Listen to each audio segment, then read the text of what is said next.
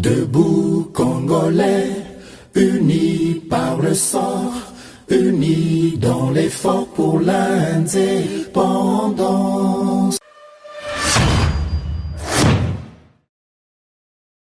Ensemble, défendons la patrie et gagnons cette guerre insensée du M23, appuyée par l'armée rwandaise. Batela Ekolo, Bendele Koyate. Mbote na bandeko banso GKM Télévision boye malamu na émission na bino bolinga kamingi le grand débat ezali émission oyo ekotaka na bozindo ma matali actualité politique ya République démocratique du Congo bozali ebele o bosili ko komela biso pe kotinda ba question par rapport ya actualité ya République démocratique du Congo ndenge ezali kolekela ngai mbi ya chaque Shadrack nazala kawana na sengo mingi ya kozala info de plus de soit itando ikena bino nazali ngai moko te nazali na analyste maison wazali bongo moi mboka Samba Olonga autokosoana katikati na émission oyo naza reconnaissant mingi na apôtre Gérard Kabeya apesa absolu bakwa kozala info de plus de soit itando ikena bino pourquoi pas na maman Thérèse Kabeya en tout cas bambote mingi na yope maman en tout cas merci mingi na ba abonné na biso vous allez kopesa biso confiance partout dans le monde où vous allez en tout cas ba mbote na bino weekend oyo ezali weekend moko ezali ya Esengo par mbate tout le monde na République démocratique du Congo en tout cas déjà président de la République a outi bongo ko inaugurer ba usine ya ba Mercedes oyo ko sala montage ya ba Mercedes awa na République démocratique du Congo on ezali bonne nouvelle oyo tokobanda nango katikati ya émission oyo puis tokolobela matali actualité tokokota penda na bozindo na ba actualité politique lolenge ezali kolekela nazali ngai moko te na plateau sans monopoliser maloba mwana mboka mbote mwana mboka Samba Olonga mbote ndeko mbia chaque boni santé boni makambo nyonso zoleka malamu santé za ndenge moko zomona ngo mopepa nzambe yango mutetambusaka ba congolais en tout cas lelo esali ndenge comme chef de l'état ko inaugurer bongo usine ya montage ya ba Mercedes ou ezali ba Transco awa na République démocratique du Congo. Bon, premièrement, d'abord, ils ont fierté nationale parce qu'après 31 ans, usine Oya Mituka, ils ont la République démocratique du Congo, j'aime, Général Motor, au terrain en place usine na bango ezali comment le marché à liberté. Wenze Oyo musée Azwaka initiative ya kotongela ba mama et sikawana nde zalaki entreprise ya suka oyo kendaki na pillage il y a 91-92, il y a Mobutu.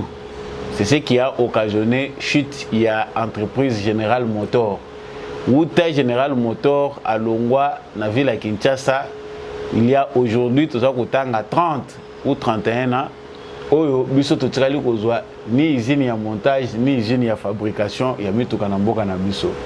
Président de la République a sa particularité moko ezali été ba décision azwaka ezali ba décision moko à caractère durable ba décision moko ezali ko sekwisa Congo to kuzala pe lokola mboka eza ya solo pour un pays oyo tozali ko environner 100 millions d'habitants peut-être plus tozali na usine moko te ezali ko monter mituka ba congolais baza ko somba mituka en désordre to mibenga ba bola mais soko tali ba congolais ne bazo somba mituka vraiment na kati ya activité wana bobole mona na kati mais mituka nyonso toza ko somba que ça soit ya ba transport na biso en commun awa ezali ko ya kaka mituka déjà monté ta la charge wana ya kozwa ka mituka mibimba ba monter yango ailleurs baya nango awa baya nango côté que la biso et puis ko futa ka ba transport et mituka soki déjà ba monter yango oyebi coût nango mais président de la République azuli kanisi malamu te tokoyi ko solola na ba entreprise oyo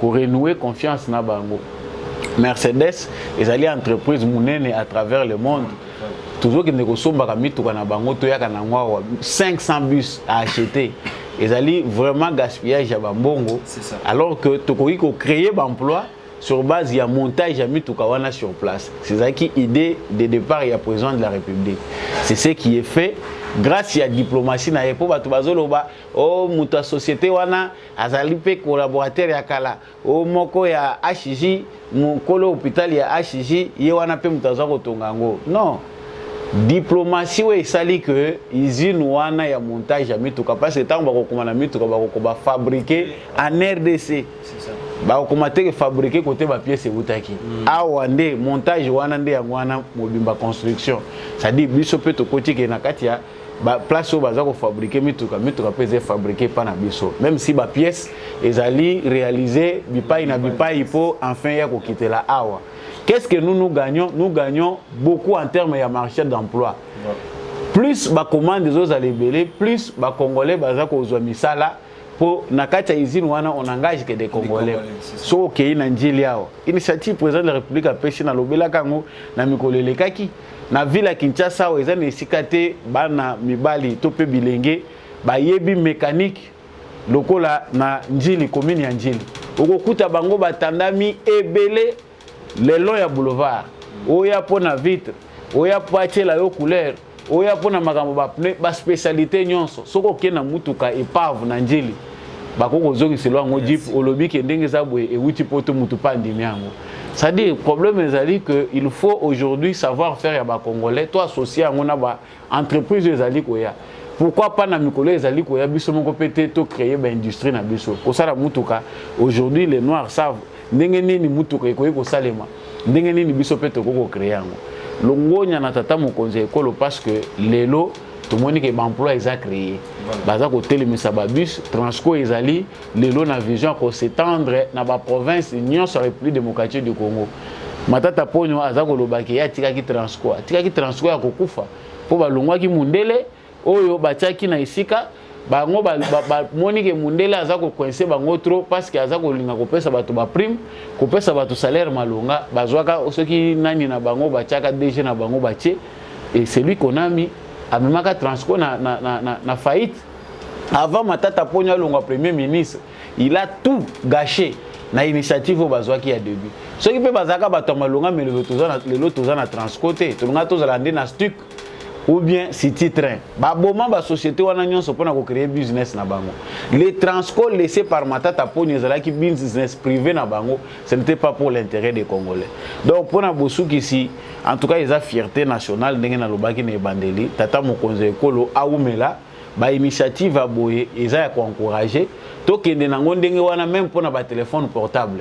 Il y a possibilité que ba téléphone oyo Samsung ba marque nyonso toza ko mona na wenze na biso soki l'état congolais a s'engager na diplomatie moko ya malamu ba société wana ba koko créer ba succursale na bango awa et koko permettre que à la place ba téléphone yaka awa ba montaka ngo awa ndenge tozo monter ba bus na ba mituka mususu donc soki pe bazo monter ba téléphone awa les Congolais achètent en désordre ce que les Congolais n'ont pas son téléphone et là on est pour aussi dans la population congolaise parce qu'ils allaient créer l'eau après 6 mois tamo bomo na kaka biso mo to BBC même côté ya kozoba congolais na misala et singa bazo banani parce que moto ali musala nda méritaka mais na Congo et comment makambo ebele côté par rapport à cela pour le banini to pour vacciner par rapport à bato baza ko sala na sous-traitance pardon le français mo les comme compliqué trop bata na lingala sous-traitance wana ezali ko komisa biso compliqué parce que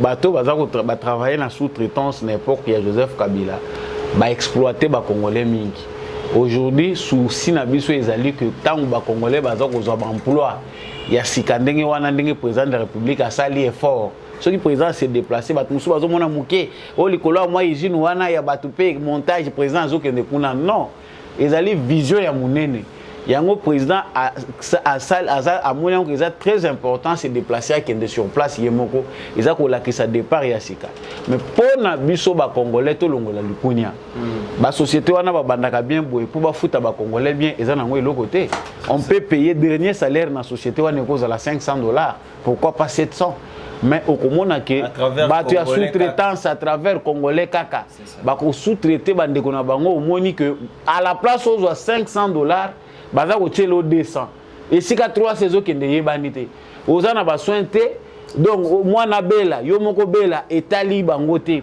ozo alikama na musala société ko zayo en charge te nyonso ote ezana organisation moko ezawana ceux qui bozana ba problème bo s'adresser kuna aux autres travailler dans la société mondiale, mais il faut s'adresser pas mutu mususu. Il y a des places où on a causé l'ambongo, ceux qui ont les kama, bazo reconnaître dans la société.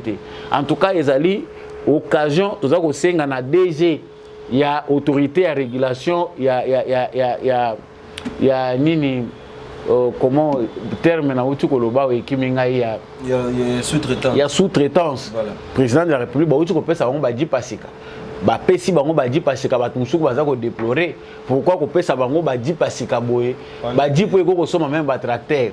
Mais peut-être na vision président de la République ezali ke bazala na ba condition malamu pour bazala corromputé.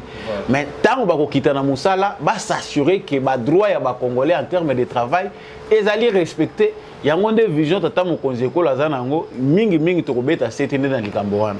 Voilà, moi mboka en tout cas ezali eloko moko malamu patrimoine ya mboka batombo la Roma le le tout monde président de la République ayi ba président belé basi ko le Joseph Kabila leki nenga leki tina silisi manda na ye ata usine oefa ata ba monta ata pine ya pambo ezaki ti.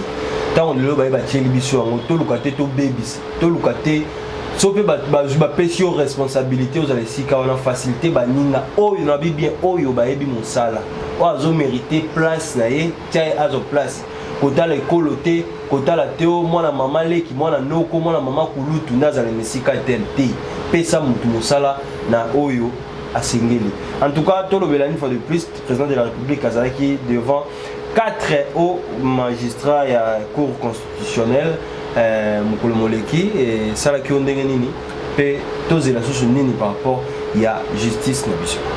Premièrement, ils allaient souci munene président azanango ya réforme ya secteur judiciaire. Bon, pour na batebele tant baza ko loba réforme, il y a certains qui voient seulement l'infrastructure na bas salaire, il y a batou, il faut que nos magistrats soient bien payés, il faut ba au cours nabi ba haute cour nabiso ba instance nabiso judiciaire il faut y refléter justice moko ezaya malunga mais na kati ya ba réforme oyo tozomona chaque fois président de la République azali ko manifester présence na ye esika oyo makambo etali secteur ya justice ezali souci ya malamu souci munene pardon ya ba congolais ezali ete ba justice est à la rendue na peuple congolais à tous les niveaux. Ce qu'on tali lelo façon justice na monsieur ezali ko fonctionner ezali ko décourager bato bazali na souci bato bazali ko sala musala ya devoir na bango civique to pe vigilance citoyenne bato belé ba komi ko lemba na bango nzoto à cause ya musala ya justice. Il y a même mutu moko alobaka na vidéo moko alobi le travail de l'avocat ça ne sert à rien en République démocratique du Congo.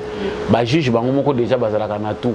Je vous dis, tant on dossier, je me rappelle un grand frère Oyo Azali na minute à Kéipé à Kérobata Manan en France, na ba dossier à justice. Justice c'est Kati Makambo bien balobi que terrain na yo ba botola tozongi selio yango ba sali pe arrêté que esili déjà procès au longi yango. Baza ko benga ye pembeni na ba collaborateur ya ba juge que malgré au gagner procès au moni makambo za conclu boye, il faut au pesa mbongo oyo yo faut pe otika awa procès na we c'est simé mais faut otika mbongo awa mbongo ngo combien ba calculer concession na ye tout ce qu'il doit avoir balobi 30% ya biloko na ye concession na ye ba hectare wana nyonso 30% il faut ko pesa wana juge wana bon imaginez mutu azana eloko te qu'est-ce qu'il va faire maintenant pour récompenser juge wana et ba moni ki azana mesure te ko satisfaire bango. Qu'est-ce qui va se passer à la justice? Ils vont commencer, parce que le réseau est allé, tout ça qu'on dénonce, le chef de l'État a découvert, à l'andela, na batunaye, enquêteur naye, pour nakoye ce qui se passe dans la justice. Batouana bakei, ba créer le sous faux procès.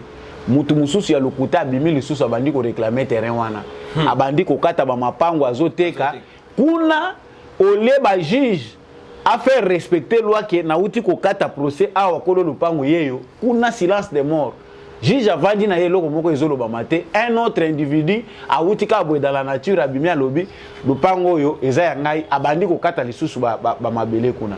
Ce sont des illustrations qui montrent que notre justice est entre des mains des bandits bato baza ba intégrité souci na biso tant tozomona tata mokonzi ekola za ko participer chaque fois élévation il y a ba juge tout monde moi si pas azakuna ba maman bo défendre ka président de la République azobeta 7 mingi na ba maman.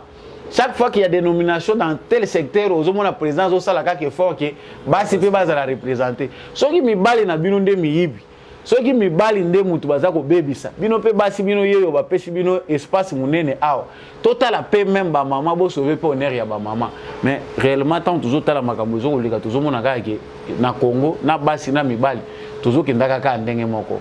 Yango souci munene o toza ko belela air nyonso président de la République secteur à justice.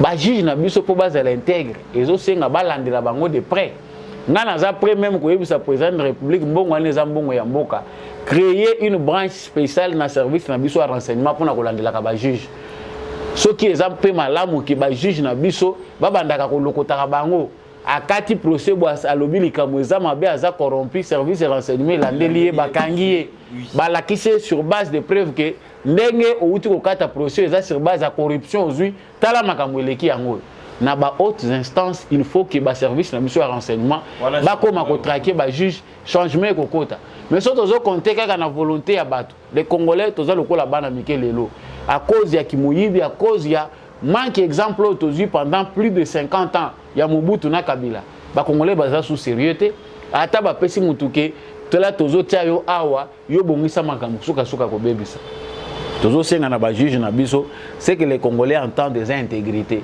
La plupart des congolais sont déçus de notre justice. Ce qu'on a na justice na biso ba dossier tondi kuni zaka ya ba mapango ko botela ba mapango abato. L'héritage que Kabila nous a laissé na justice ya lelo 80% ba dossier ils ont concerné ba mapango ya bato ndenge bazo ko botola ka bato ba mapango mais tout ça ceux qui tozana ba juge baza ya miyibi bazo continuer ko kolula ka ba poste comment to komona justice ya malamu. Voilà, tout le Belasika a retrait il y a Monisco en tout cas ils allaient Kolobama mais Jean-Pierre Lacroix Azaki Awa Aza la République démocratique du Congo Nations Unies Aza engagé dans l'opération il y a près des cantonnements pour paix cantonnement il y a M23 et loko et l'Obama et ça la maraté kasi Monisco Azali Kolezelengo paix Aza jusque là cause la retrait na bango to la vidéo et puis on se retrouve tout juste après. Comme vous le savez, il y a un processus de transition. Donc, ce que je souhaitais souligner, et ce qui est, je crois, bien compris, c'est que cette transition, c'est une transition vers l'État congolais. Je l'ai déjà dit. C'est-à-dire que lorsque la MONUSCO continuera son processus de départ graduel et un jour sera totalement partie du pays, les capacités et les moyens de la MONUSCO partiront avec elle. La MONUSCO et les autres opérations de maintien de la paix. Et lorsque ces opérations partent, ces financements cessent. Ça n'est pas d'ailleurs quelque chose qui relève simplement du système des Nations Unies, c'est quelque chose qui relève de l'organisation au sein même des pays contributeurs, où souvent ce sont même des enveloppes et des ministères totalement différents qui financent d'un côté les opérations de maintien de la paix comme la MONUSCO, de l'autre côté les fonds et les agents. Je le dis parce que cela veut dire, et nous en avons parlé avec les autorités, qu'un processus de transition graduelle de la MONUSCO implique que l'État prenne en charge les activités qui sont aujourd'hui conduites par la MONUSCO. Je le dis parce que parmi les activités de la MONUSCO, il y a en particulier la protection des civils. Il y a des centaines de milliers de personnes qui sont protégées aujourd'hui quasi exclusivement et souvent exclusivement par la présence de la MONUSCO. Et si elle partait demain, ces civils seraient en très grave danger, pour le dire simplement, d'être massacrés, de mort. Voilà, de retour moi Mboka, Jean-Pierre Lacroix, face aux journalistes de la République démocratique du Congo, processus et départ, il y a MONUSCO, et ça, bien et bien encore, vous allez reconnaître qu'asi, Baebi était MONUSCO, Azali, engagé pour le décantonnement, il y a M23, Malbano Zani. Bon, processus, il y a cantonnement, il y a M23, et j'ai le logo aussi, Toyoki Minki. Et j'ai le logo, et la Kishi, limite, il y a force régionale. MONUSCO, système Mobimba Nations Unies, communauté internationale, ba soutenaki processus à Nairobi, où il s'allie que force régionale y a EAC et Kota na Congo. Les lots awa, nous sommes partis d'échec en échec. Depuis l'année passée jusqu'à aujourd'hui, le peuple congolais constate avec beaucoup de regrets que refus na yazaki nango ya force régionale Kota na Congo, ezalaki logique. Batouana Bayaki, ce sont nos ennemis, bah prouver sur le terrain que Bazali n'a pas M23. Maintenant, quand la Croix, monsieur Lacroix nous dit que Bazali est engagé pour un cantonnement à M23, ce ne sont que des paroles. En tout cas, moi, je prie le gouvernement congolais à ne pas prêter attention à ces propos-là qui sont de nature à nous distraire. Parce que Bisso, totali, tous la bonne volonté, bonne foi. Il y a la communauté internationale qui a sanctionné sévèrement M23. Na chef na bango Kagame. Tout le monde ni action ou ils ont qui dans sens wanate. Aujourd'hui quand on nous dit que Baza très engagés, ils sont engagés en quoi? Les M23 sont plus puissants que les Nations Unies, plus puissants que l'armée congolaise, plus puissants que la force régionale. Parce que tant toujours la force régionale à EAC, non, c'est plusieurs pays engagés. C'est que les pays union sont Baza Makasité face à M23 et l'équipe on a Makasité. Donc tout le monde a un théâtre. À la place tout ça a un discours à perroquet parce que les mêmes discours à autant que la biso yango kolobation na élection inclusif tout ça processus apaisé climat ils a ba terme bango déjà ba tondisa na dictionnaire na bango pona ko bulungisa biso makanisi yango biso en tant que Congolais il faut tout réagir en tant que peuple souverain tous à la côté les mains les discours ici ne nous engagent pas le gouvernement congolais doit faire montre de beaucoup de fermeté parce que moment autocomi et ça moment ba il a biso sous ba discours la MONUSCO a commis trop de bévues dans la République démocratique du Congo. Bévues a souka ba commettre là ils a tirer sur ba civil au bango baza censé ko protéger. On n'a rien vu de la part des Nations Unies pour corriger ba bêtises wana. Ce qu'on baza ko tambola na bintu keita non processus gouvernement ya RDC le gouvernement de la RDC doit éviter de se faire distraire. Et moi je pense que le président de la République a une bonne voie. Nge loko naza kotala mingi eza ba commando na biso baza en formation et loko biso toza kotala mingi toza besoin toyoka keza bundele na biso oyo basi basomba somba na oyo toza ko envisager ko somba et comité yango congolais aza na besoin koyoka oyo congolais aza na besoin koyoka ezaki bana biso bakendaki formation bandeko na biso oyo bakendaki formation esili ba rotinda bango wapi yango congolais aza na besoin koyoka. Il faut remplacer ces forces négatives là parce que biso na analyse na biso tout suite au commis na conclusion que MONUSCO est une force négative. Aujourd'hui la force régionale est une force négative. Ba force négative wana nyonso pour ba bimana espace na biso il faut tout ba ko s'assumer. Toza ko continuer te ko lilaka na discours moko plaintif. Processus ya retrait na bango ezo senga combien? Tala nanu pour mona nanu ki baza ba farceur. Ndenge balobaki ti 2024. To komi ko kene 2024. Président lobaki qu'il faut passer l'effort qu'avant date wana bango balobaki mais lelo soko moni tant on kaka to lobaka ke MONUSCO il faut kende ezaka on dirait to tumboli guerre MONUSCO kende bango pe babatami na sima babatami lisusu na sima M23 des cantonnements en tout cas ezama pas na République démocratique du Congo en tout cas bakonzi balko basala pour passer population déjà baé mais soit baya MONUSCO déjà dans la pour ça bango lisusu te comment la bango te le babakse le biso MONUSCO bis ils allaient bon EAC bah EPKK la mission il y a observation armée à SADC en tout cas tous vous là déjà moi je pense que en tout cas nazo de se voir bah tout na kati op malobate bah tout batika côté lika na armée étrangère soko landi Christophe Lutundu la ministre des affaires étrangères a le beli question wana avec beaucoup de clarté. En tout cas, trop de mains à la pâte et allez ko baby sapé. Na cuisine moko wana nzungu moko wana soki bato belende bazo tchaka maboko. En tout cas moyen et bloqué mapé malamu ezate. Ça veut dire que nous devons nous assumer. En tout cas, ngape naza ko encourager Christophe Lutundu la tika ba discours ndenge wana parce que quelque part eza lokola eza discours moko responsable était. Nous ne sommes pas au stade où un ministre des Affaires étrangères ou bien un porte-parole du gouvernement doit tenir des propos à l'analyse. Non. Nous, on attend du gouvernement congolais des positions claires face à tel ou tel autre problème. Réagir. Voilà. Tant que Christophe Lutundu l'a bien, a commis l'analyse et le biso. Or, nous, ce qu'on doit attendre de notre gouvernement, ce ne sont pas les analyses. C'est des actions. C'est des actions. Voilà. Quand vous expliquez, vous faites quoi? Que monsieur le président de la République soit ferme à ce stade. Tout le monde est déjà très ferme. Tu sais que dans Salim Moussala Mingi na 4 ans par rapport à la sécurité. Tout le monde est armé na biso et ça se rajeunir. Espace tout le espace stratégie na biso ba bomaki na Joseph Kabila. Oyo afdel le bomaki eza ko c'est quoi? C'est pour la première fois tout ça comme on a le sous que parachutiste na biso baza ko zonga, ba militaire commando baza ko zonga lisusu mbeke bazalaki. Oyebi que Kabila tikeli biso ba militaire musu ba komaki le roi ba criminel. Des commandos bien formés mais qu'on utilise pour la sale besogne.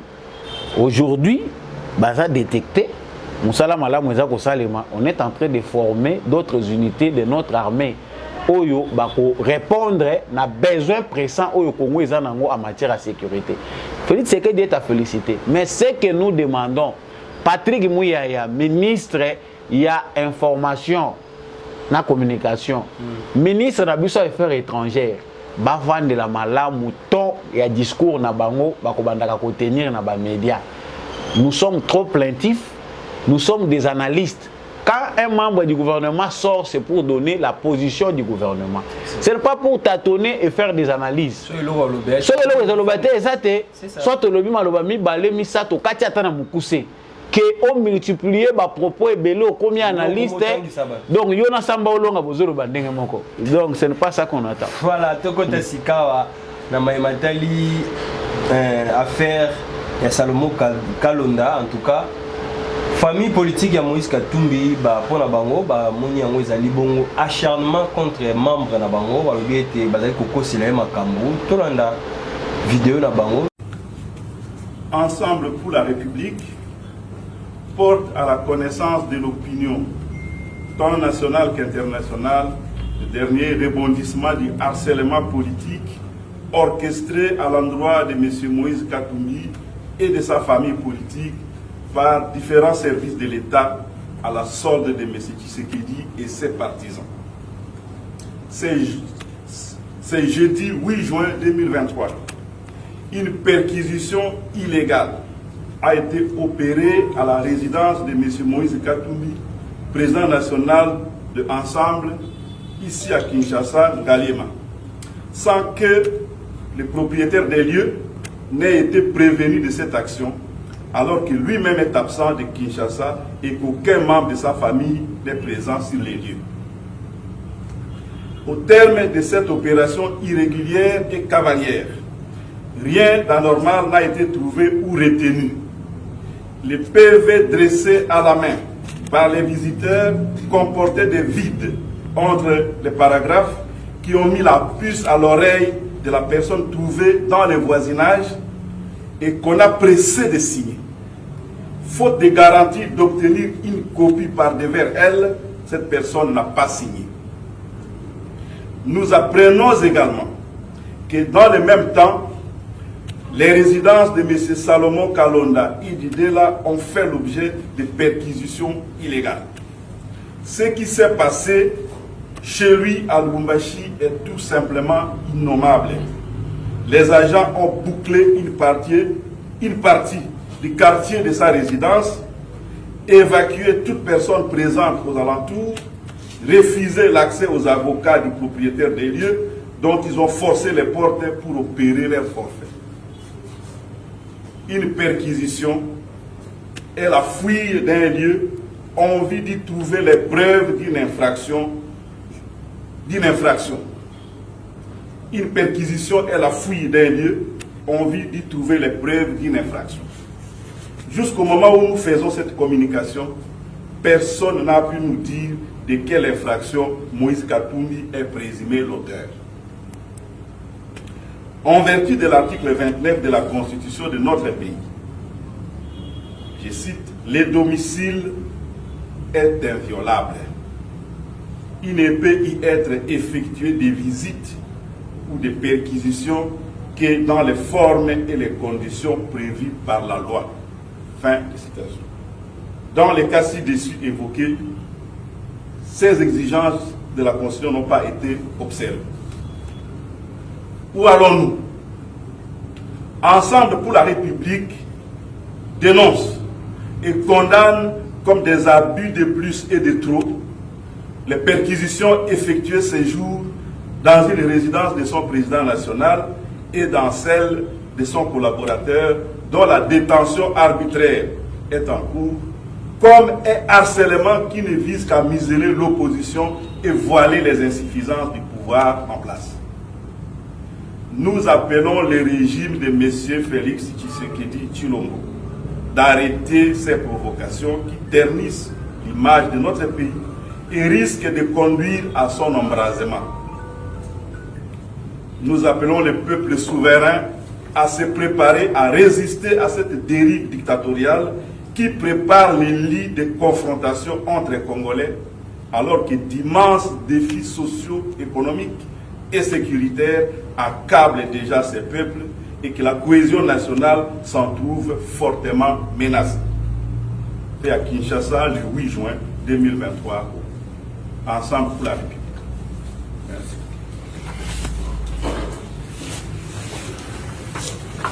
Ndeko Samba Olunga ndeko ya ensemble ya Moïse Katumbi balobi affaire ya Salomon Kalonda ekomi régime ya Moïse ya Félix Tshisekedi ezali déjà kokenda vers dictature pe bazali ko reconnaître ba acte mon côté oyo bazali koloba propos ya Salomon Eskadela. Bon, bango ba koloba o bango ba sengeli koloba mais ce qui est clair, en français, le vin est tiré, il faut le boire. Voilà. Les têtes nuisibles, oh, ils ont un message, parce que les têtes nuisibles de la République vont tomber. Ils ont un message, bateau, bien, peut-être vous avez simulobité, dans l'opposition, tu sais que j'étais mauvais gouvernant. Les têtes nuisibles, bateau va nuire Congo depuis que Félix Tshisekedi a accédé au pouvoir.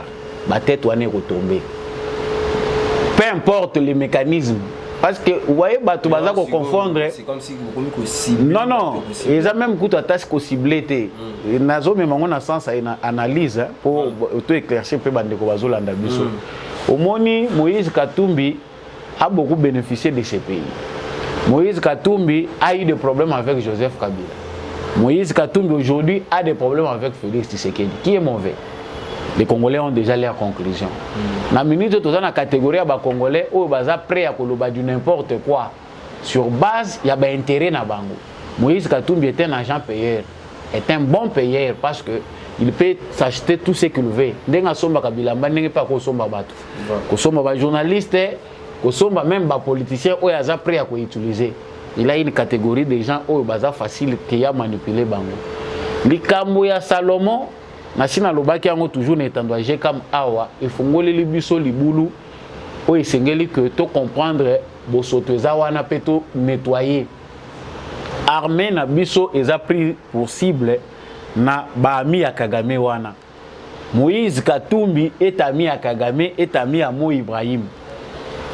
Calcul na bango politique ezali soit Tshisekedi akufa soit basala coup d'état. Bango baza ko envisager vraiment clairement élection té. Ba action nyonso baza ko reprocher ba indice nyonso ezali ko bimisa culpabilité ya Salomon Kalonda eza vrai. Service de renseignement sous Félix Tshisekedi eza na intérêt té ya ko créer ba problème tout peut ko créer ba preuve autour ya Salomon pour na ko incriminer. Non. Si Tshisekedi avait besoin que à diriger beaucoup en tant que dictateur, à étouffer la liberté à Congolais, Moïse Katumbi serait Libanda, Yamboka Lingaza na Congo. Moïse Katumbi est revenu. Si Salomon Kalonda est revenu au Congo pendant qu'il est citoyen belge, c'est encore Félix Tshisekedi qui est intervenu pour Salomon Kalonda zonga na Congo. Alors Félix Tshisekedi n'a aucun intérêt à nuire na Batouana, mais ça comportement na bango moko mutezo nuire bango. Baza okuta pas Salomon Kalonda non seulement ba makambo to loba rapport azana ngona M23 ba quel rapport Salomon Kalonda membre ya opposition cause na nango na ba élément ya M23 quel rapport ekoki ko sala ki asololaka na ba autorité rwandaise c'est-à-dire ezaki na kati objectif na bango ya kokokisa makambo to uti koloba yango tolobi omoni bango bazwaki temps ya koyeba Félix Tshisekedi bien te. Ils les connaissent seulement des pasteurs. Bayebi que ndenga za boye ya zane pasteur nyonso tokosala wa démocratie tokoyebisa ye état de droit Tshisekedi devient dictateur Tshisekedi obiso toyebaki tobundaki na opposition. On ne blague pas, on ne joue pas avec la sûreté de l'État. Ba perquisition même pas Kalonda bango bazolo bakena les avocats ils n'ont même pas tenu compte des avocats. C'est dans quel pays? Eza loi ya mboka nini? Ba perquisitionner pas ancien président Sarkozy na France. Baza kokota na ndako na ye. Ezali kama ba avocat. Même Trump ba azate ba fouiller ba panzi biloko na ye, ba armoire pe buka na kakaka. Parce que ce que Moïse Katumbi nous présente là, c'est du théâtre. On n'a pas qu'il faut filmer, balak sayendengaza au secours ya maman, au babuka kia au moni rideau kwei, au bapanja, babuka kakaka. Ce que je babuka porte na yo bakobuka ngo. Les perquisitions tant au bayaka, ils font leur travail et souvent ils ont accompagné la violence moko boy. Ba porte buka naka, ba armoire ils ont cassé et puis au koloba na ondengo koloba. Ça reste une affaire où ils allaient concerner sûreté à l'État. On ne joue pas avec la sécurité d'un pays parce qu'ils ont Salomon, parce qu'ils ont Moïse Katumbi. Et information aux autres c'est si Moïse Katumbi et Joseph Kabila pensent que Tshisekedi Azali Oyo Bango Bayebi que non Azamuto Yebi le côté, le coup lazo dirigé Congo, c'est un venant réalité à pouvoir y bien côté Bakosuka na boloko, Bakokanga Bango. Parce que là où nous allons, Kabila lui-même est en train de forcer la porte de sa prison. Bilwana paye bese kufinango. La prochaine personne, parce que Kabila est déjà dans les trous, il faut tout le bakango. Moutou bakolandela bien à Joseph Kabila. Parce qu'il est aussi dans les coups. Baye biloko bango bazo préparer. Mais eza ko suka kamayeli. Tshisekedi oyo tant azo sala ba premier pas na en tant que président. Bango baye que tout était entre leurs mains. Est-ce qu'ils peuvent nous dire clairement à partir de moment nini Tshisekedi a roulé bango mboka eza sura maboko na bango te Tshisekedi a commis dictateur. Ba yebisa biso date depuis mukolo Tshisekedi a commis dictateur. Baza nango te. C'est pour dire que yana mutu soko botami no zanyama ato vandi na bato mayele ndenge nini. Ato tangino bakalasa ndenge nini bongo na yo eza na nka ya nyama. C'est pas pour rien, toujours mon professeur à l'université. 3 fois docteur, j'ai un doctorat en ceci, j'ai aussi mon baby célébiso pena réputation. Ba diplôme est belé. Fandi pemera mutume. Bozo aider les locaux. Mutu émergence zateka before mutu moko wana. Non, président, tout ça komisa yo. Kabila est en train de forcer la porte de sa prison en cherchant encore à barrer la route à Tshisekedi. Na stade Tshisekedi a commis azali kolo makasi. Moni bango bazo ça la petit combat na Tshisekedi à l'interne. Mais ils ne connaissent pas le niveau où Tshisekedi a commis. Mais en tant qu'ancien président, Kokome là-bas, président, nous sommes qu'il est président, c'est belé en Afrique. Par rapport à la révolution, nous avons M23 aussi. Est-ce qu'ils ont mabé? Bon, l'idée n'est pas à M23. L'idée c'est de nuire. Évolution ni na M23. Parce que à moins que Bissoto à la amnésique, la M23 pour ne pas dire Kagame, mais Kabila. À la base de la création M23. CNDP tant que Koufi Bazo créé M23 qui a cautionné Moutabandaki ko exécuter ba ordre ya Kagame pour na kozwa ka ba Rwandais ko kotsa ka bango na armée ko infiltrer bango na kati ya institution na biso c'est qui? Logiquement c'est Joseph Kabila. Nde mutasali que armée na biso ezala infiltrer ba service na biso ya sécurité ezala infiltrer. Conclusion à Souka Bazouna en 2013 parce que les Kabilis se sont fiers. Bango Bazolo Tshisekedi a lobby le M23 est invaincu. Non, Tshisekedi se pose des questions. Comment un mouvement rebelle est vaincu en 2013 militairement peut encore ressurgir? Et c'est question que vous posez Kabila. Ce qui a solo bolonga qui bango na mandoki, bakozonga baya kosani. Kabila a eu faire des accords na bango. Ba accord à CNDP yango ba reconduire na M23. Kabila pesi bango mabulu azo pesa bango bambongo futa ka bango, bavandi na bango na Uganda, bavandi na bango na Rwanda, awa mbongo ebimaka. Bamususu azui à côté si bango ndenga côté saka bango na madusu. Quand Tshisekedi Félix accède au pouvoir, ba M23 ceux qui bazolo ba non Tshisekedi nous avait contacté. Tshisekedi a contacté bango talinga kazo information. Bozo lukanini, bolingi nini. La politique ce n'est pas interdit. Ceux qui ba M23 bazolo ba non ba yaka na Kinshasa, même ba kokoya, ça existe. nga naza nouveau na komi président de la République na yoki ke nungu moko eza kuna il faut na bengi sina yeba eloko nini bino bozoluka bango bazo rappeler Tshisekedi ba accord CNDP M23 oto yoka na kiboye Tshisekedi alobi na yebi yango te ceux qui collaborateur na ngai bisenga makambo boye na yebi yango te et c'est là le début il y a résurgence ya M23 parce que Tshisekedi a refusé que biloko na bino boyoka na kibosi de sango kuna mais comme Kabila ba formateur na ye ba professeur ya butu oyo ba encadrer qui et loko bango ba lakisa ke malamu eza mensonge manipulation il revient sur la question de M23 qui fâche les Congolais alors que yende créateur nango donc pona ko sukisa na ko yebisa yo que intérêt Kabila za nango ya ko kende ko contacter ba président africain pour créer loko bango ba lingi ba sala wana ezali ko éviter mort politique na ye biso to yebi que petit à petit nous assistons à l'enterrement du kabilisme et de l'AFDEL. AFDEL, lien nango eza euti na Rwanda kuna. Ça dit si Kagame part, c'est aussi la victoire na biso likolo ya AFDEL. C'est que l'AFDEL dont nous parlons et Joseph Kabila et Kagame na ba Museveni na contexte na biso na combat otozo bunda poto déraciner parenthèse oyo ya mabe et kundi l'état congolais la AFDEL et cause la victoire na biso. Normalement sur le dossier à Salomon Kalonda, Tomoni Matata Mponyo a intervenir pour le bail de Munduki Wanezaleki ya garde corps et Munduki en OP et Bongaki.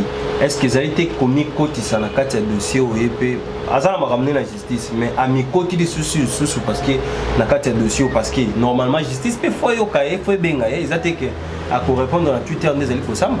Bon, na makambo nyonso nazo féliciter quand même réserve ya Vieux Martin.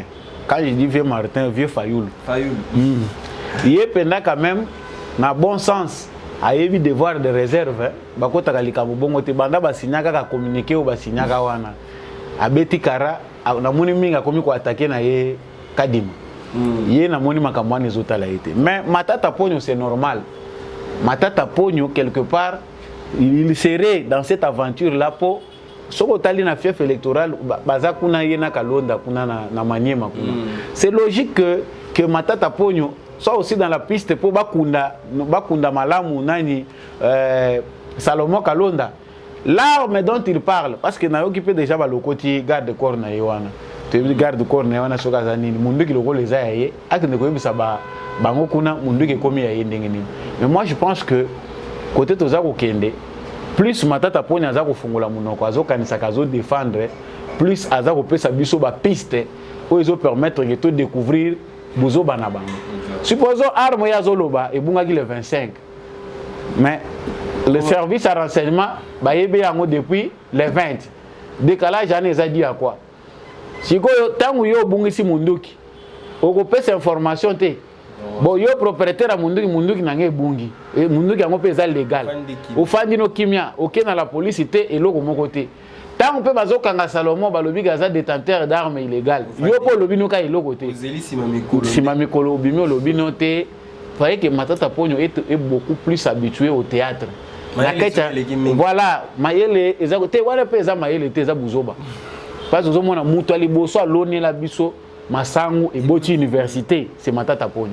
Donc les spectacles tozomona awa génie Matata il faut éviter ko insulter biso ndenga zo continuer ko landela ka ba dossier o. En tout cas dossier zali monene politique ya Congo za roi baleine malembe chaque jour to ko découvrir makambo sur sika c'est grâce ya président de la République les lots toza la liberté ya koloba toza makambo belé toza la facilité ya kokota par-ci par-là.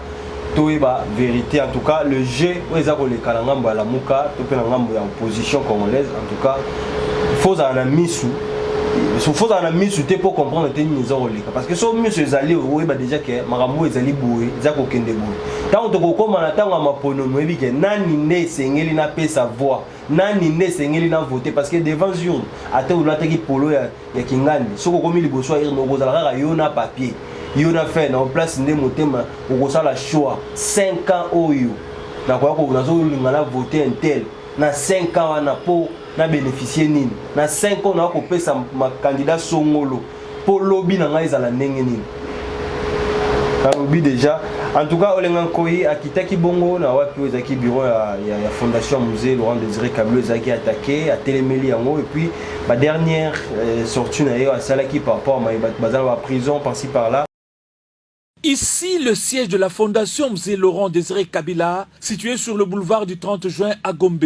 Ces lieux, considérés comme un patrimoine commun, étaient la cible des hommes armés qui ont dernièrement fait leur incursion, neutralisant la sentinelle en la ligotant et saccageant tout. Saisi de cette nouvelle, le président du CNSA, Joseph Olenga Nkoyi, a fait le déplacement du lieu. Sur place, sous la conduite de l'avocat Maître Roger Losala et de 2 autres cadres de la fondation, il a visité chaque compartiment de la maison en recevant des explications sur le forfait commis par ces visiteurs armés. Portes cassées, dossiers renversés et éparpillés, magnétoscopes allumés par les visiteurs, des sièges et tables littéralement renversés, le constat est amer. Selon ces cadres de la fondation, les malfrats n'ont rien volé ou emporté. Visiblement touché par ce mode opératoire emprunté la nuit par ces derniers, le président du CNSA n'a su taire son émotion, la surprise. Il faut dire que c'est d'abord étonnant.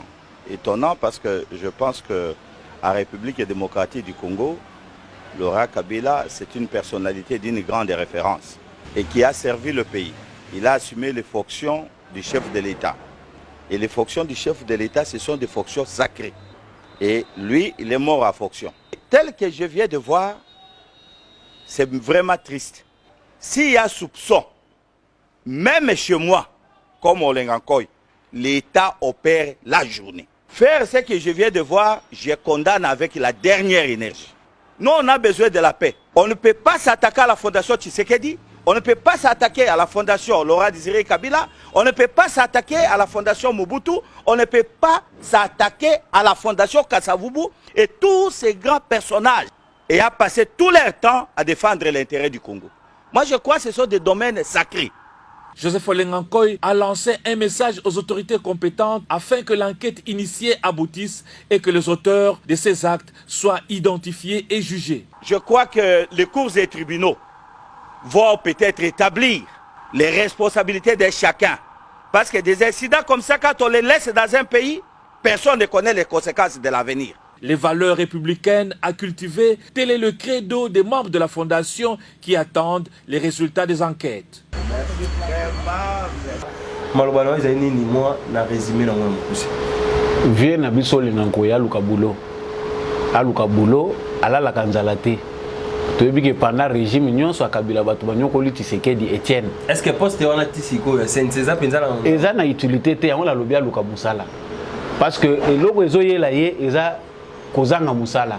Et chaque fois qu'il y a une certaine actualité, il faut créer musala autour de Sensa. Sensa veut dire quoi? Sensa nous apporte quoi? Ba créer qui Sensa pour nini? Est-ce que na moment to komi 5 ans yango ezokoka ya mandat ya Tshisekedi, rôle ya Sensa eza nini? Et puis Olenga Nkoyi concrètement, est-ce qu'il est fier? Ya Sensa ngo eloko nini ya salaki? Moi je comprends que quelque part président de la République il faut aider biso. Parce que surtout wana plus toza ko avancer, plus ko ya ko lukela biso so makambo. Olenga Nkoyi va non na cadre la CNSA ba prisonnier politique on a qui ko visiter. Ils sont différents na kenani Tata Cardinal. Parce que comme rôle ya Tata Cardinal. Parce que confusion ezokota na mboko parce que tout le monde veut être quelque part. Même si au Salman na yo te pose la quelque part, yo po lingika ka yo pe nazalaka quelque part. Olenga Nkoyi peut disparaître calmement na scène publique sans qu'il y ait causé biso lisusu ba tort. Na stade biso to komi to dans na stade ya koluka ba dialogue te. On sait que suite ya makambo oyo Olenga Nkoyi azoloba to yokaki déjà pensé na ye. Eza que Félix Tshisekedi a réunir ba acteurs politiques, ba principaux acteurs pour na kosolola na bango. Ce qu'on a naza kotuna Félix Tshisekedi sortait des consultations oya salaki pour na kobuma FCC cash. Il va réunir les acteurs pour yebisa bango nini pour na suka nango Olenga Nkoyi asenga poste. Et puis, le président de la République peut attiquer pour ressusciter la Kabiso bat oyo. Il y a des jeunes gens qui ont besoin aussi bako taper na scène publique. Et c'est que ko zoka bato moko oyo ko pesa ka bango bibonga yango bazo komaka mutu makasi. Tala vie na biso oyo nani Frank Diongo. Azaku tuna poate aidaki ni Tshisekedi. Mais Félix Tshisekedi na mutema na lobité ba vie oyo ils a peu faiblesse. To lukile à ta place moko bochaye parce que il mérite quand même tout lukile pe quelque part. mais mouton baza ko lukela quelque part na kashobo air nyonso ko luka ko flatter Moïse pour na kozwa quelque chose na moment où il y a la veille balingi ba chawe esika balingi ba chayo via Betty Bor kuna et baloli makambo nyonso ça a changé na ye. Donc il y a des gens qui sont en politique mais ils ne savent pas ce qu'ils font. Donc biso to luka penzela o eza ya biso ya ona za ko insister pour na loba makambo ebele te to leksangonga vie olenga nko iluka bulo. En tout cas, et là on a ces temps on a tant peu coquille on peut que musala babite musala les acquis que pendant pour au même moment pour nous tant pour le messie les qui ont déposé aux élites peut-être bah on peut que tu ici comme tracasserie na ville province ya Kinshasa et salami li bosso il y a hôtel de ville. En tout cas, ils ont comment on déplorer ba major na biso quand la ville province ya Kinshasa ba ngonde bazo causer ba tracasserie to la vidéo le ngona bino ya moite tozoma.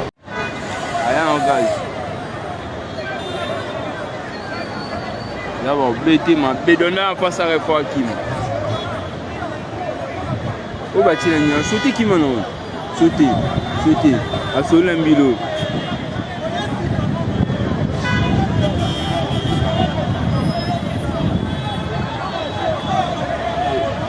Moi, oh la tracasserie devant l'hôtel de ville.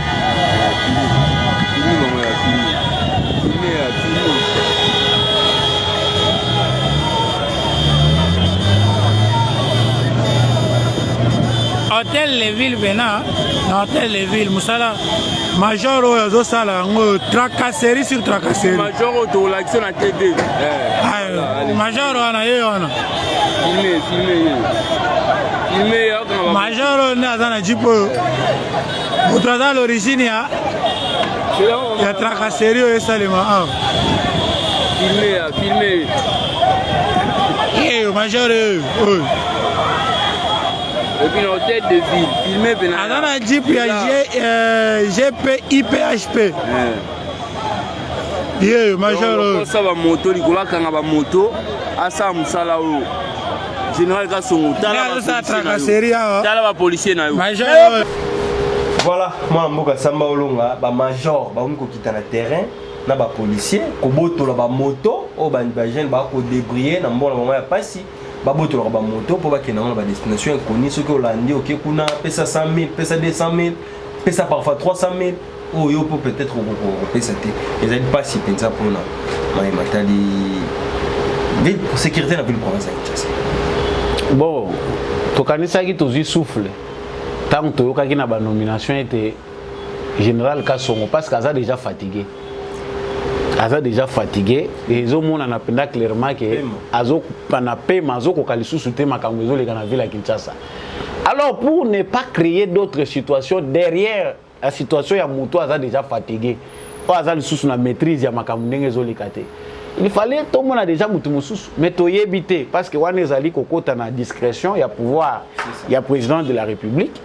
Surtout c'est là que tout le monde a la nomination à Sika. Mais visiblement comme ça se voit déjà que... En tout cas, colonel, général Kassongo est fatigué.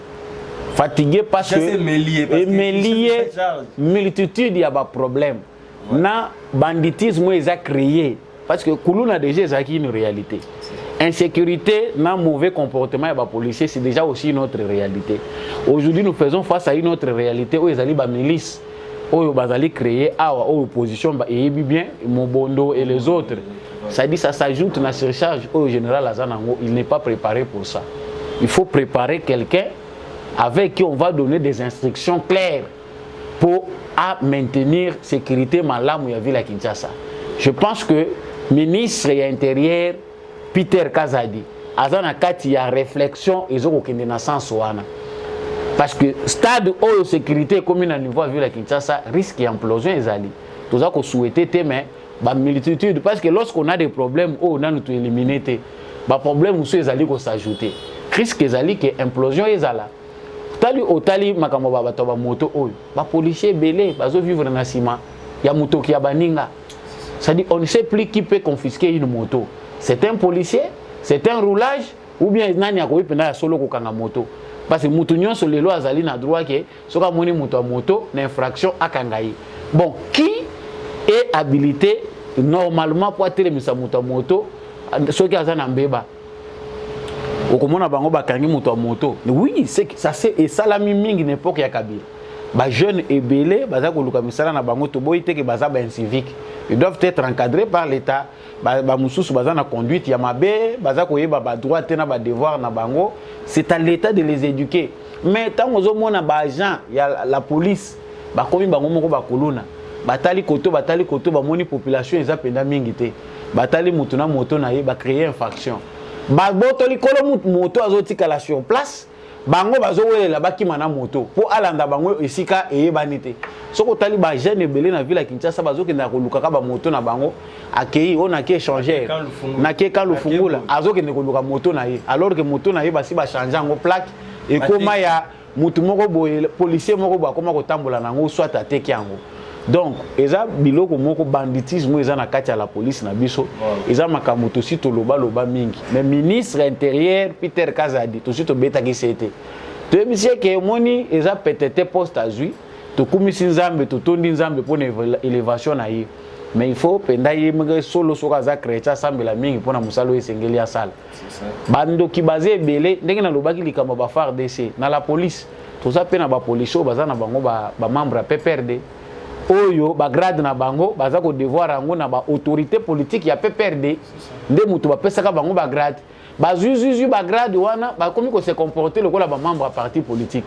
Aujourd'hui les salaires ne les préoccupent pas parce que là photo e ba yango wana bato bazo compliquer biso na sécurité na biso o bazali obligé ya kosala pour na sécurité ya mboka bazo compliquer biso parce que na mitema na bango baza ba soldat te baza ba policier te pour na ko aider ekolo. Baza wana parce que na moment ya Kabila ba se retrouvaki asombaka lupango asombaka boye akoma ami ya ba politicien et il n'a pas le temps de faire le travail to pe apostolat o ya latela kiteni Godempoi Jean-Tini Ngobila bangomi balende basimbi ville province to pe capitale la République démocratique du Congo to moti lende o tole kama kamio tambola kité toujours ni kama tali tracasserie ni notification ni eloko salami. Si maintenant comme on va bakutani ba se réconcilier ngo ndenge zali ko monela ezaka rapporto mona ka ndenge ya batu ba monika ke bazo filmer sinon ezo mona là que ça ne va pas. Lelo après deuxième mandat chef de l'état est-ce que batu lokola Jean-Tini Ngobila Godempo ko gérer ville province à Kinshasa ba kozana capable pour nous satisfaire toi mutuna malamu photo tuna ngonde bakinoa eza mutuna malamu ya kotuna bakino bazolanda biso si c'est ce qu'ils veulent parce que peuple a fini ça par mériter ba dirigeant oyo bazali ko kambaye soki azali ko cautionner ba bêtise na bango nyonso. Godempoi atelemeli Jean-Tini Ngobila alobi chaque mois hein toza ko perdre ba milliards ya ba francs congolais et ce que eza ko kende eza ko yebana te. Ba taxe belé o eza multiplié na ville ya Kinshasa. Ba to moto to uti koloba ba futa ka taxe na bango journalière 500 francs wana sokoza par jour. Nous avons combien partout combien de motos dans la ville de Kinshasa? Où va cet argent? Est-ce que il chef on to za koloba alandela ka penda ça la contrôle malamu ya taxe particulière nanu ou eza ko taxe journée moko ngana zo loba jila lingeti quelque part on dirait aux appels complaisant. Pour makambo biso pe to lobo ezape eloko pe ko sala enquête. C'est comme si na ville ya Kinshasa makambo Ngobila asi ya lamba bino na esprit même présidence moyeta la Ngobila ezate. Taxe nanu kaka ya bato moto. Est-ce que ça na parking ya moto basi batongi? O to moni que construit par ville ya Kinshasa. Que non tendenge toza boye taxe tozo parce que redevabilité pe retour oyo bato bazozela yango wana. Mbongo oyo eza ko kota na ville ya Kinshasa. Il faut aider ville à Kinshasa. Est-ce que ça na kacha ko salem? Yango toza na kacha ko lobake ngai oyo bango basali bango mibalo moni bayambani bazopesa na mbote. Godempoi aza pasteur. Na respect tozo pesa ya en tant que pasteur a sauver dignité à ba pasteur. Pasteur aza muto ko buka ka lukuta te. Expression corporelle ndenge mususu. Bazopesa na mbote balakisa ke baza bomoko. Biso tozo luka bomoko na bino. To pendenge bo kangami parce que ole basuka kaka bakangami bazopesa mbote bazopesa kambote bapesa ni mbote na bio. Ça c'est blaguer avec les Kinois. Biso tozo luka na Kinshasa awa na ba grand carrefour. Tout le monde a de manière régulière journalière fulu baza kolongola ngo ezo poser problème te ba poubelle eza stable oza kotambola chaque 100 mètres ozo trouver poubelle evandi rien kini bo peto ezo keye lelo ezo lobama presque pas entre temps d'autres poubelles sont en train de se créer bangien o somba makia na compte hôtel de ville mituka et c'est kufa eza abandonné na ville à Kinshasa Godempo ya linga initié enquête parlementaire lokola ezo senga ketoza la bomoko esali ki enquête kufa to le belate likambo ya mbongo baza kozwaka na ba banque menga na kanisi baza kotimula libulo ekokunda mabango Kongola azazo bate peuple azazo bate Kinois ya lobby azape ya lelote koya ya Félix Tshisekedi na pouvoir efongoli pe bato belé miso so bazo kanisa ke bavandi na bakita malamu bavandi terme français naza ko utiliser ezali na ba chaise éjectable ça dit fusée koki ko tombola yo l'un de ces 4 matins to bosani yo pe en tout cas tozo Kinshasa ville province Kinshasa tango papa ou tout ça la visite tozu boulevard Lumumba tala on tout droit ezaki polele embouteillage ezaki susté nzele komaki tout droit après quelques mois papa sila de akokende tuzonga totala salité na ville province ya Kinshasa tango engagé tango tie ba bourgmestre Jantiningo Biloza na droit ya chaque mois ko kitaka ko sala ka inspection na ba commune moko ko ba ndenge nini gestion ya ba commune ezali koleka ndenge nini gestion ya commune eza kotambola na ba marché oya ba ezaka na katikati ya ba commune ekotisaka mbongo ticket futa maka chaque jour mais so okena na marché yango salité et kobakisa malikolo ya salité bilan ekin bopeto mawa plein to kuna ko to tuna société parce que même bato abosa na au salsi mokonza mboka déplacement vers Bandal pour un projet oyo eza à court terme et bani pe sensité et si la pe karabo chaque samedi ba maman nyonso ba ko déclarer que to pesa ka ba 200 ba 500 francs pour na salon donc on te ka area lingi kasi salon ezati tout ce que ça image tout ce que ça émission lelo na image évolution ya ba travaux ya misala ya francophonie ndenge ezali ko salema ndenge ezali ko kende to landa yango et puis on se retrouve tout juste après.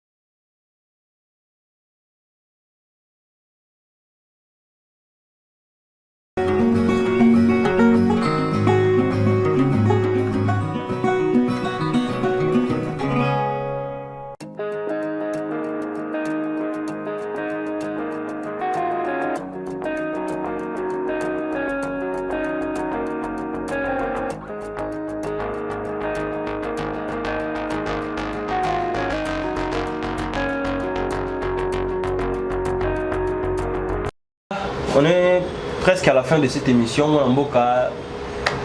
Misala en francophonie, ils allaient des penza à moins rapidité par rapport à temps on pending ici d'ailleurs pour ça na tout le monde stade des martyrs Tata Raphaël des bases comme ça. L'impression ils allaient ni pour na baje en francophonie. Bon, les gens et en francophonie ils ont malade parce que diplomatie à Tata Mokonzelo et écolo ils ont que ça a été congolais à la visible. Voilà.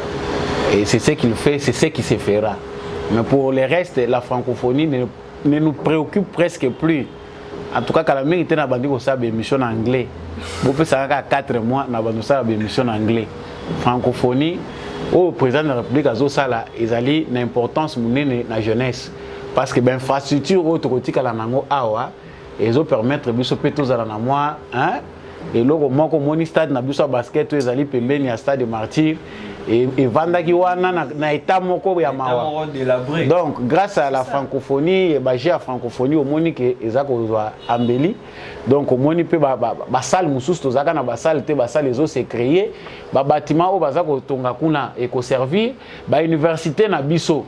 Lelo moni ba bongisa on a standard moko ya likolo, tango ba athlète wana ba kozala loger baje sili, ezo tikala na maboko na biso. En tout cas pona wana longonya na tata mokonzi ekolo, nanu tomona na si peu de de temps te ba infrastructure rebelle était le manambala moko donc ce que singa ki bakisama na kanisi que ce que zalaki attaquant na makambo football to chan organisé pa na biso il ngaki bakisela biso sous ba infrastructure ya malonga donc ya mutu ezali ko senga na tata ekolo président Fati a tali sous importance mingi na ba œuvre o ezako concerner jeunesse et belé sport ya Congo ekufi sport ezate ba infrastructure ko permettre épanouissement ya ba jeune oyo bazali na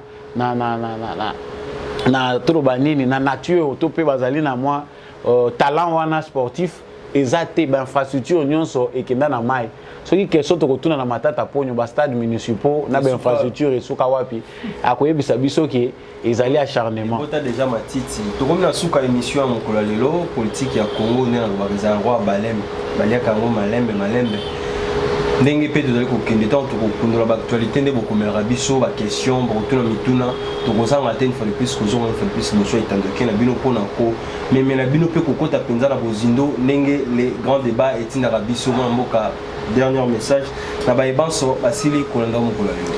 Merci mingi na bandeko balandi biso na nzela etando ya GCAM télévision ya motu ya ezali totikala nde bakongolais debout congolais tozala se FARDC na motema bon moko elekaka nyonso soki bolingo ekolo ezali toza pe bon moko nde tokokende liboso eza kosala pasi mingi soki ba association ya bakongolais to pe masanga ya bakongolais ekendaka musika te naza penda koteya mingi bandeko na biso ya diaspora bobosa na bikolo bozala eloko moko soutien na bino pe ezali important po ete ekolo yeba kokende liboso soki tokobosa na bikolo na biso ya mike muluba mokongo muswahili mungala ezali malamu pour être mboka na biso ekende liboso donc unité amour ce sont les maîtres mots na saluer en passant Jean-Louis Timbalanga l'homme de la vérité des urnes merci mingi pe na apôtre Gérard Kabeya et tous ceux-là qui soutiennent debout congolais notamment maman Bilonda et papa Boniface Mpunga je vous remercie aussi pour l'invitation na yo merci mingi na babanso basili kolanda biso merci mingi na Street Binda, merci mingi na Dorcas Nzolakweno, merci mingi na Bene Kusokila na Banso, bazali kolanda biso en Europe, pourquoi pas en Afrique et pourquoi pas na République démocratique du Congo. Ngai na yo, makila na biso eza moko. Toza ekolo moko ba congolais. O muluba mungala muswahili, eza biloko eza totiaka ngote, toza ba congolais. Tant on reconnaître déjà que moto azali congolais, azali makila na yo, azali ndeko na yo. Moi te kae ezate moi kabaye to livrer pas bato mususu ezalité ko te kande ko pas mutu mususu eza ko ozo mi boma parce que sur le pesi mutu mususu avantage o mi bomi pona lelo te po aza mungala te po aza muluba te po aza mukongo te biso nyonso toza liboke toza la sima chef de l'état o azali bon ko pesa biso espoir que lobby jeunesse congolais a retrouver misala jeunesse congolais a rozala na tranquillité à vivre dans mboka na biso topé sa chef de l'état maboko j'espère que nyonso ekozala bien ngambi à chaque fois nazala ki pe nazala toujours na sengo ya kozala liboso etando ikena bino merci na apôtre Gérard Kabeya et le grand maman Thérèse Kabeya en tout cas bambote na bino ebele ngai na bino tokutani bongo mbala sima pe na émission mosusu. Nous devons ensemble avoir conscience que nul autre que nous-mêmes ne viendra sauver notre nation et que cela exige de chacun de nous une mobilisation tous azimuts. Peuple congolais, il est temps de nous lever, de nous serrer les coudes et d'agir pour défendre notre patrie, notre intégrité territoriale et l'intangibilité de nos frontières. La République démocratique du Congo est victime d'une nouvelle agression rwandaise et des actes criminels et terroristes du M23. Ils ont juré de compromettre l'élan de notre progrès, nous diviser et perpétuer le pillage de nos ressources naturelles. Le sang a trop coulé, de vies sont fauchées, notre faune, patrimoine mondial, est détruite. La situation humanitaire est alarmante. Nous avons un devoir sacré de résistance patriotique et populaire. Pour cette cause nationale, mobilisons-nous. Au-delà de tout clivage, y compris politique, agissons contre l'ennemi de la paix, notre cible commune. Restons vigilants. Disons non à la stigmatisation et à tout acte de violence. Exprimons toute notre solidarité aux compatriotes victimes de cette agression. Mobilisons-nous, apportons un soutien total et indéfectible à nos vaillants FARDC et à nos institutions pour rétablir la paix et la sécurité. Ensemble, défendons la patrie et gagnons cette guerre insensée du M23, appuyée par l'armée rwandaise. Batela Ekolo, Bendele Koyate.